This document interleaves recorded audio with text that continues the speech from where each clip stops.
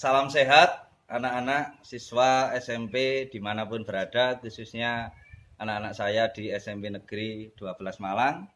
Dan tidak lupa untuk rekan-rekan peternak sapi Malang Raya dan seluruhnya dimanapun berada. Di tengah pandemi COVID-19, marilah kita terus belajar, berkarya produktif untuk diri kita maupun masyarakat di sekeliling kita. Anak-anakku semuanya, pagi hari ini kita akan belajar tentang materi bioteknologi. Sebelumnya sudah dijelaskan secara teoritis, hanya saya mengingatkan apa itu bioteknologi. Bioteknologi berasal dari dua suku kata, bio dan teknologi. Bio itu artinya makhluk hidup, teknologi itu artinya suatu cara atau teknik yang digunakan untuk memudahkan pekerjaan atau keperluan manusia. Sehingga bioteknologi itu dapat diartikan sebagai suatu teknik atau cara untuk memudahkan pekerjaan manusia dengan menggunakan bantuan makhluk hidup. Makhluk hidup yang dimaksud bisa bakteri, bisa jamur. Nah, di dalam kehidupan sehari-hari, bioteknologi yang sering dimanfaatkan oleh manusia itu adalah pembuatan tempe, pembuatan tape, yogurt, dan seterusnya. Namun kali ini kita akan menampilkan pemanfaatan bioteknologi yang beda yang dimanfaatkan untuk pakan peternakan. Khususnya peternakan ruminansia, sapi maupun kambing dan domba. Nah, bioteknologi ini contoh suatu bahan ampas gandum yang dalam bahasa peternakan ini disebut ampas bir. Limbah ini nutrisinya cukup tinggi, kandungan proteinnya cukup tinggi, di atas 16%. Namun, dia punya kelemahan. Kelemahannya adalah di dalam hal penyimpanan. Ampas gandum atau ampas bir ini tidak tahan disimpan lama. Kalau lama dia busuk, mengeluarkan bau yang sangat menyengat. Nah, ini bisa diatasi dengan menggunakan konsep bioteknologi. Caranya gimana? Kita akan memanfaatkan bioteknologi seperti ini. Jadi kita menggunakan starter bakteri dan jamur. Ini contoh probiotik namanya. Jadi probiotik ini mengandung bibit bakteri maupun jamur yang akan kita manfaatkan. Di sini saya menggunakan merek dagang Winpro. Boleh menggunakan merek dagang yang lain. Nah, probiotik itu ada dua jenis, ada probiotik cair, ada probiotik padat atau serbuk. Nah, mana yang kita gunakan tergantung media yang akan kita pilih. Ketika kita akan memfermentasi bahan yang kandungan airnya tinggi, maka lebih efektif kita pilih probiotik serbuk atau padat. Ketika bahan yang akan kita fermentasi kadar airnya sedikit atau kering, maka kita gunakan probiotik cair.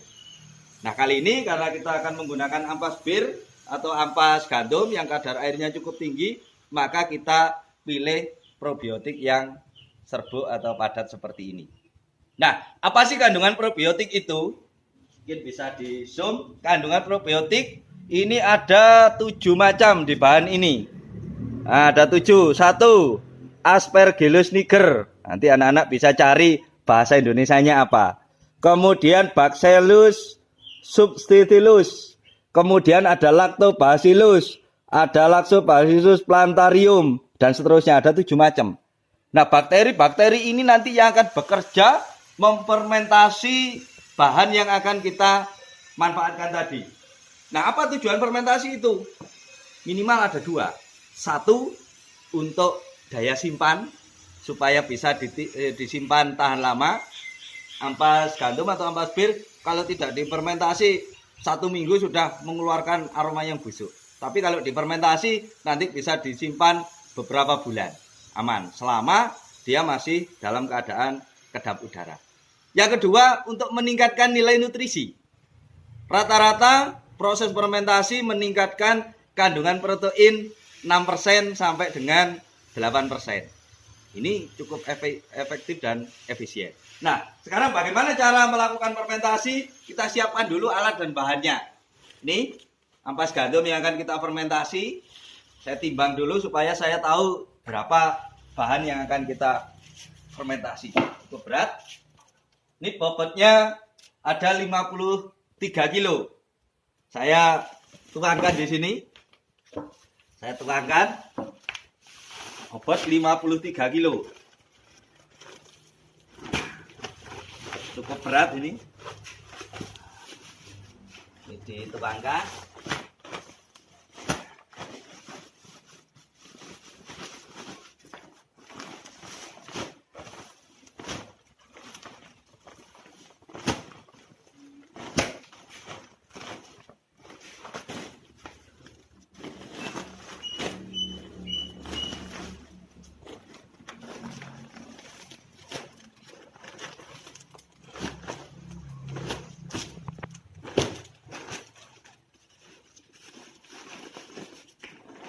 Cukup sulit ini.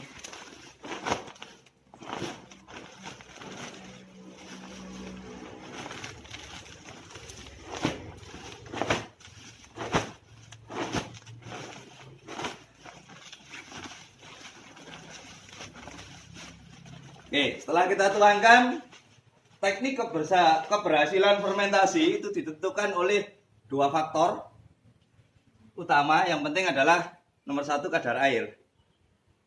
Kadar airnya sekitar 30%. Tidak boleh terlalu kering maupun terlalu basah. Cara mengukurnya, kalau kita tidak menggunakan dry meter, kita bisa genggam seperti ini. Nah, ketika menetes, berarti kadar air terlalu tinggi. Maka harus dicampur dengan bahan lain yang sifatnya menyerap air. Di sini saya gunakan nih tepung gaplek. Karena tadi kita timbang 53 kilo. Saya anggap 50 supaya gampang hitungnya. Ini saya tambahkan gaplek. Saya timbang 5 kilo. Artinya saya menambahkan bahan kering sebesar 10% dari bahan basah yang saya campurkan. Kemudian ini saya campurkan probiotik kering tadi. Supaya mudah mencampurnya, maka probiotik kering ini saya campur di gaplek ini. Perbandingannya 1 kilo probiotik ini itu sebanding dengan 1 ton bahan pakan. Berarti kalau 50 kilo ditambah ini 5 kilo, 55 kilo, kita tinggal prosentase saja. Ini tidak perlu dihitung secara detail. Kalau mau detail ya monggo, tapi saya menggunakan perkiraan karena sudah biasa menggunakan fermentasi seperti ini. Nah, ini saya ambil 2 genggam saja, lalu saya tambahkan setengah kalau ragu. Nah, ini saya aduk probiotik tadi, saya aduk di bahan kering gaplek tadi.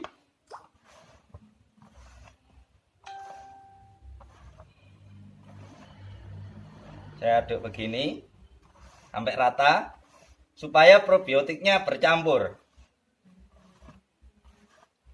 Nah, setelah probiotiknya campur, maka ini saya ratakan begini. Nah, saya ratakan ampas gandumnya.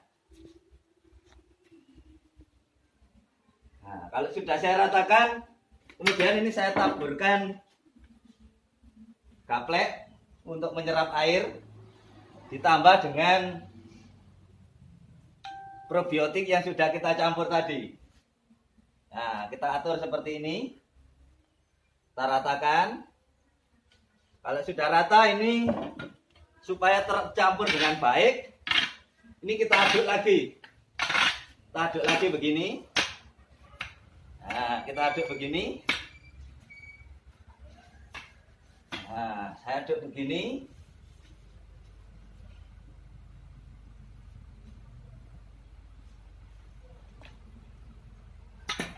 kemudian karena masih cukup basah, kadar airnya masih tinggi, ini saya campur lagi sampai kadar airnya 30%.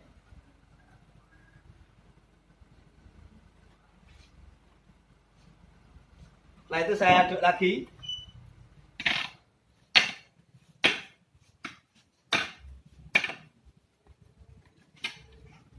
Nah, aduk lagi begini.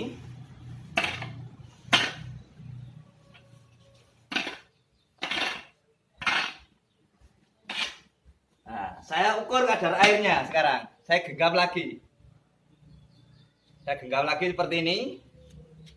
Ya, sudah mulai agak turun kadar airnya, tapi masih terlalu lembek ini. Tambah lagi kalau terlalu lembek. Jadi kalau kadar airnya terlalu tinggi, jadi busuk fermentasinya.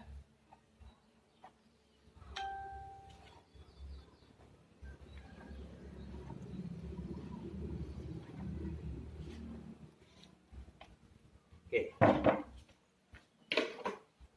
Saya lagi begini.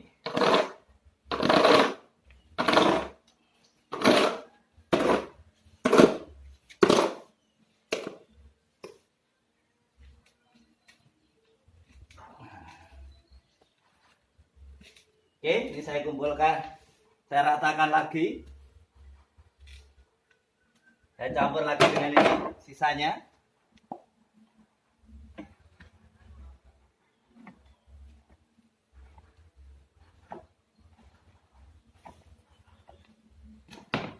Diaduk lagi supaya rata.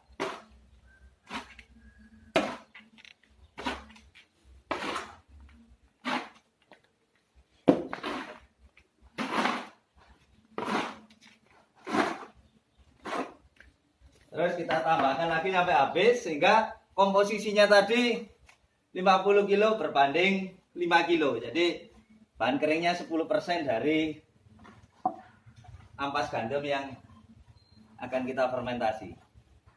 Habis. Nah, ini kita ratakan lagi. Seperti ini.